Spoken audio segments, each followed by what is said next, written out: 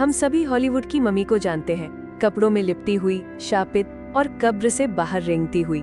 लेकिन अगर मैं आपसे कहूं कि प्राचीन मिस्रवासी सच में मानते थे कि मरे हुए लोग फिर से जीवित हो सकते हैं, ये कोई कल्पना नहीं है, ये कहीं ज्यादा गहरा, अंधकारमय और असली है। मिस्रवासियों के लिए मृत्यु अंत नहीं थी, ये तो एक नए सफर की शुरुआत थी। लेकिन इस यात्रा के लिए तैयारी जरूरी थी। शरीर को मम्मी बनाकर संरक्षित किया जाता, कब्र को भर दिया जाता जरूरी सामानों से और पत्थरों पर जादुई मंत्र लिखे जाते। आखिर इतनी मेहनत क्यों? क्योंकि मिस्रवासी मानते थे कि इंसान के भीतर कई आत्मिक तत्व होते हैं। का, जो कब्र में ही रहता। बा, जो आजाद होकर कहीं भी जा सकता था, यहाँ तक कि जीवित लोगों से मिलने भी।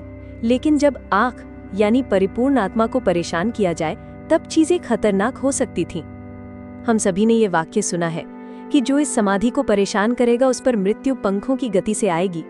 लेकिन क्या मिस्रवासी सच में श्रापों में विश्वास करते थे, या फिर ये सिर्फ आत्मिक सुरक्षा के उपाय थे? कुछ कब्रों में ऐसे जादुई ग्रंथ मिले हैं जो आत्मा को बांधने के लिए बनाए गए थे।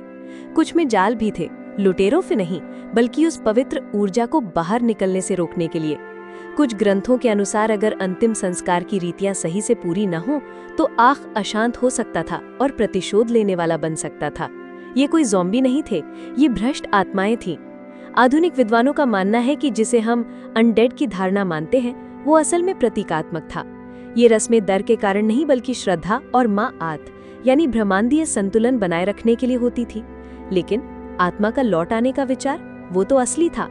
20वीं शताब्दी ने हमें मम्मी को राक्षस के रूप में दिखाया। हॉलीवुड ने इस कहानी को मोड़ दिया, लेकिन ये मोड़ असल डर से आया, शरीर के उठने से नहीं, आत्मा के लौटने से, और वो भी गुस्से में।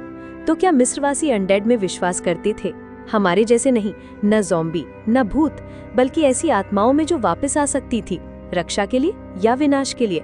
उन्हें डर था आत्मिक असंतुलन का, न कि चलती फिरती लाशों का।